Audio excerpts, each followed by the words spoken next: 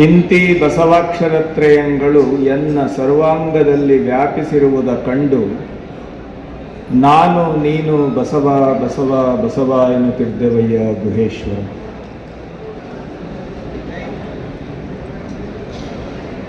ಇವನಾರವ ಇವನಾರವ ಇವನಾರವನೆಂದೆನಿಸಿದಿರಯ್ಯ, ಇವ ನಮ್ಮವ ಇವ ನಮ್ಮವ ಇವ ನಮ್ಮವನೆಂದೆನಿಸಯ್ಯ. ಕೂಡಲ ಸಂಗಮ ದೇವ ನಿಮ್ಮ ಮಹಾಮನೆಯ ಮಗುವೆಂದೆನಿಸಯ್ಯ. ಅಖಿಲ ಭಾರತ ವೀರಶೈವ ಮಹಾಸಭೆ ಹಾಗೂ ಬಸವೇಶ್ವರ ಸೇವಾ ಸಮಿತಿ, ಅಕ್ಕನ ಬಳಗ, ಈ ಸಂಸ್ಥೆಗಳ ಸಂಯುಕ್ತ ಆಶ್ರಯದಲ್ಲಿ ಇಂದು ಇಲ್ಲಿ ನಡೆದಂಥ ಅಕ್ಕಮಹಾದೇವಿ ಮತ್ತು ಬಸವೇಶ್ವರದ ಜಯಂತಿ ಕಾರ್ಯಕ್ರಮ ಹಾಗೂ ಅಕ್ಕಮಹಾದೇವಿಯ ಮತ್ತು ಕಾಯಕ ರತ್ನ ಮತ್ತು ಅಕ್ಕಮಹಾದೇವಿಯ ಪ್ರಶಸ್ತಿಗಳನ್ನು ಕೊಟ್ಟು ಗೌರವಿಸುವಂಥ ಒಂದು ವಿಶೇಷವಾದ ಕಾರ್ಯಕ್ರಮ. ಈಗಾಗಲೇ ಕಾರ್ಯಕ್ರಮ ಮುಕ್ತಾಯದ ಹಂತಕ್ಕೆ ಬಂದಿದೆ. ನಾನು ಇಷ್ಟು ಮಾತ್ರ ಹೇಳಬಲ್ಲೆ, ಪೂಜ್ಯ ಮಹಾಸ್ವಾಮಿಗಳವರ ಆಶೀರ್ವಚನವನ್ನು ಕೇಳಿದ ಮೇಲೆ ಮಾತು ಮೌನವಾಗಿರಬೇಕು ಅಂತ ಅನ್ನುವಂಥದ್ದನ್ನು ನಾವು ಕಲಿಬೇಕು ಅಂತ ಅನ್ನುವಂಥದ್ದು. ಅವರ ಅಪ್ಪಣೆಯಂತೆ 4 ಮಾತು ಹೇಳ್ತೇನೆ. ಈ ಕಾರ್ಯಕ್ರಮದ ದಿವ್ಯ ಸಾನ್ನಿಧ್ಯವನ್ನು ವಹಿಸಿ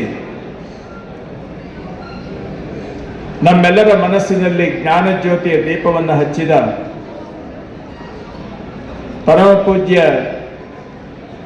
ಶಿವಸಿದ್ದೇಶ್ವರ ಮಹಾಸ್ವಾಮಿಗಳವರ ಶ್ರೀಚರಣಗಳಲ್ಲಿ ಭಕ್ತಿ ಪ್ರಣಾಮಗಳನ್ನು ಸಲ್ಲಿಸುತ್ತಾ,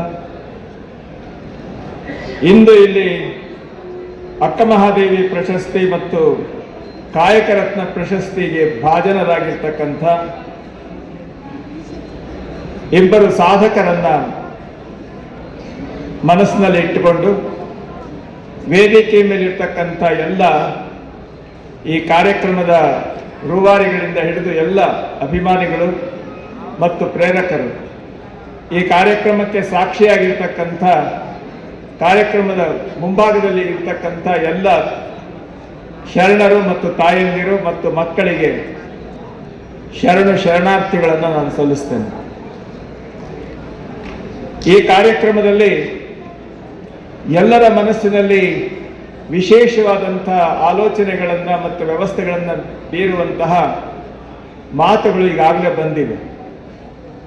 ಇವೆಲ್ಲ ಮಾತುಗಳನ್ನು ನಾವು ಕೇಳಿದ್ದೇವೆ. ನಮ್ಮ ಸರ್ಕಾರ ಸಾಂಸ್ಕೃತಿಕ ನಾಯಕ ಅಂತ ಹೇಳಿ ಅಪ್ಪ ಬಸವಣ್ಣನವರನ್ನ ಗೌರವಿಸಿದೆ, ಇತ್ಯಾದಿಗಳನ್ನೆಲ್ಲ ನಮಗೆ ಗೊತ್ತಿದೆ. ನಾವಿಷ್ಟೆಲ್ಲ ಯೋಚನೆ ಮಾಡೋದ್ರ ಮಧ್ಯದಲ್ಲಿ ಒಂದು ವಿಚಾರ ನನ್ನ ಮನಸ್ಸಿನಲ್ಲಿ ಬರೋದು, ಇಷ್ಟೆಲ್ಲ ಸಾಧನೆ ಮಾಡಿದಂಥ ಅಪ್ಪ ಬಸವಣ್ಣನವರಿಂದ ಹಿಡಿದು ಎಲ್ಲ ಶರಣ ಸಂಕುಲ ಎಷ್ಟು ದಶಕಗಳ ಕಾಲ, ಎಷ್ಟು ಶತಮಾನಗಳ ಕಾಲ ಈ ಕರ್ತವ್ಯವನ್ನು ನಿರ್ವಹಿಸಿತು ಅನ್ನೋದು. ವಚನಗಳಲ್ಲಿರ್ತಕ್ಕಂಥ ಉಲ್ಲೇಖದಂತೆ ಅಪ್ಪ ಬಸವಣ್ಣನವರು ಕಲ್ಯಾಣದಲ್ಲಿ ಇದ್ದದ್ದು ಕೇವಲ 36 ವರ್ಷ. ಅನುಭವ ಮಂಟಪ ಕಾರ್ಯಪ್ರವೃತ್ತವಾದದ್ದು 27 ವರ್ಷ. ಅನುಭವ ಮಂಟಪ ಸಕ್ರಿಯವಾಗಿದ್ದದ್ದು 27 ವರ್ಷ. ಇಷ್ಟರಲ್ಲಿ ಕಾಶ್ಮೀರದ ಮಹದೇವ ಭೂಪಾಲ್ನಿಂದ ಹಿಡಿದು ಕಾಂದಾಹಾರದ ಮರುಳಶಂಕರ ದೇವನಿಂದ ಹಿಡಿದು ಎಲ್ಲ ಕಡೆಯಿಂದ ಬಂದಂಥ ತಮ್ಮ ಹೃದಯವನ್ನು ತುಂಬಿಕೊಂಡು ತಮ್ಮ ನ್ಯೂನತೆಯನ್ನು ತುಂಬಿಕೊಳ್ತಕ್ಕಂಥ ಎಲ್ಲ ಜನಗಳು ಈ ಕಡೆ ಬಂದರು. ಎಲ್ಲರೂ ಪರಿಪೂರ್ಣ ಜ್ಞಾನಿಗಳಾದರು, ಯಾರು ಕಡಿಮೆ ಅಲ್ಲ. ಕಸಗುಡಿಸುವ ಸತ್ಯಕ್ಕನಿಂದ ಹಿಡಿದು ಆಯ್ದಕ್ಕಿ ಲಕ್ಕಮ್ಮನಿಂದ ಹಿಡಿದು ಯಾರೇ ಆಗಲಿ ಪರಿಪೂರ್ಣವಾಗಿರ್ತಕ್ಕಂಥ ಜ್ಞಾನಿಗಳು ಶರಣರ ನೆಲೆಯಲ್ಲಿ. ಯಾರು ಹೆಚ್ಚಲ್ಲ, ಯಾರು ಕಡಿಮೆ ಅಲ್ಲ. ಕೇವಲ 36 ವರ್ಷದಲ್ಲಿ ಅಸಂಖ್ಯ ಶರಣರ ಸಂಕುಲವೇ ಸೃಷ್ಟಿಯಾಯಿತು. ಪ್ರಪಂಚವೇ ಬದಲಾವಣೆಯಾಗಿ ಬೆರಗುಗಳಿಂದ ನೋಡ್ತಕ್ಕಂಥ ವ್ಯವಸ್ಥೆ ಸೃಷ್ಟಿಯಾಯಿತು. ಅದಾಯಿತು. ಅಲ್ಲಿಂದ ಮುಂದೆ ಈಗ ನಮ್ಮ ಆಲೋಚನೆಗಳನ್ನು ಮಾಡೋಣ. ಆ ಶರಣ ತತ್ವದ ವಿಚಾರಗಳನ್ನೆಲ್ಲ ನಮ್ಮ ಕೈಯಲ್ಲಿ ಇಟ್ಟುಕೊಂಡು ಇವತ್ತು ಶರಣ ಪ್ರಜ್ಞೆಯನ್ನ ಹರಡಲಿಕ್ಕೆ ನಿಂತಿರ್ತಕ್ಕಂಥ ನಾವು ಸ್ವಾಮಿಗಳು ಎಷ್ಟು ಸಂಖ್ಯೆಯಲ್ಲಿದ್ದೀವಿ? ಎಷ್ಟು ವರ್ಷದಿಂದ ಈ ಕರ್ತವ್ಯವನ್ನ ಮಾಡಿಕೊಂಡು ಬರ್ತಾ ಇದ್ದೇವೆ? ನಿಮ್ಮೆಲ್ಲರ ಪ್ರೋತ್ಸಾಹ ಮತ್ತು ಸಹಾಯ ನಮಗೆಲ್ಲ ಎಷ್ಟೊಂದು ಸಿಕ್ಕಿದೆ. ಇವತ್ತು ಇಲ್ಲಿ ಕುಂತು ಪ್ರಪಂಚದ ಯಾವುದೇ ಮೂಲೆಯಲ್ಲಿ ಮಾತನಾಡ್ತಕ್ಕಂಥ ಟೆಕ್ನಾಲಜಿ ನಿಮ್ಮ ಕೈಯಲ್ಲಿದೆ. ಕಾಶ್ಮೀರದಿಂದ ಇಲ್ಲಿಗೆ ನಡ್ಕೊಂಡು ಬಂದ ಮಹಾರಾಜ ಇವತ್ತು 10 ನಿಮಿಷದಲ್ಲಿ 1 ಗಂಟೆಯಲ್ಲಿ ಬರುವಂತ ಸನ್ನಿವೇಶಗಳಿರ್ತಕ್ಕಂಥ ವಾಹನ ಸೌಲಭ್ಯಗಳಿವೆ ನಮಗೆ. ಇಷ್ಟೆಲ್ಲ ಇಟ್ಟುಕೊಂಡು ಈ ಶರಣ ತತ್ವಗಳ ವಿಚಾರವನ್ನು ಜಗತ್ತಿಗೆ ಪರಿಚಯ ಮಾಡಿಕೊಡುವಂಥ ನೆಲೆಯಲ್ಲಿ ನಾವು ಇಷ್ಟು ಸಮೂಹ ಸಂಖ್ಯೆಯಲ್ಲಿ ಸೇರಿದಂಥ ನಾವು ಒಬ್ಬ ಸತ್ಯಕ್ಕನನ್ನ, ಒಬ್ಬ ಪಿಟ್ಟವೆಯನ್ನ, ಒಬ್ಬ ಕಾಳವೆಯನ್ನ, ಆ ಮಟ್ಟದ ವ್ಯಕ್ತಿತ್ವವನ್ನು ಬೆಳೆಸಲಿಕ್ಕೆ ನಮ್ಮ ಕೈಯಿಂದ ಆಗಿಲ್ವಲ್ಲ ಯಾಕೆ ಅಂತ ನಮ್ಮ ಪ್ರಶ್ನೆ. ಅವ್ರ್ಯಾಕೆ ಹಂಗ, ನಾವ್ಯಾಕೆ ಹಿಂಗ ಅಂತ ಎಲ್ಲಿ ವ್ಯತ್ಯಾಸ ಇದೆ ಇದನ್ನು ನಾವು ಗಮನಿಸಬೇಕು. ಅಪ್ಪ ಬಸವಣ್ಣ ದೊಡ್ಡ ದೊಡ್ಡ ಗ್ರಂಥಗಳನ್ನ, ದೊಡ್ಡ ವಿಚಾರಗಳನ್ನ, ಪುರಾಣಗಳನ್ನ ಹೇಳಲಿಲ್ಲ. ಸರಳವಾಗಿ ಎಲ್ಲರಿಗೂ ಅರ್ಥವಾಗುವಂತ ಮಾತುಗಳನ್ನು ಹೇಳಿದ.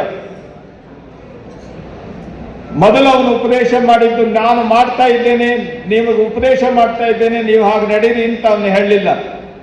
ನಾನು ಹೇಗಿದ್ದೇನೆ ಅಂತ ಅಷ್ಟೇ ಅವ್ರು ಹೇಳ್ಕೊಂಡಿದ್ದು. ಭಕ್ತಿ ಸುಭಾಷೆಯ ನುಡಿವೆ.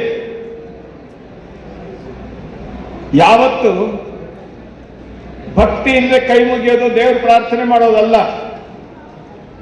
ಎರಡನ್ನ ಜೋಡಿಸೋದಿದೆಯಲ್ಲ ಇದು ಭಕ್ತಿ, ಬಿಡಿಸೋದಿದೆಯಲ್ಲ ಅದು ವಿಭಕ್ತಿ.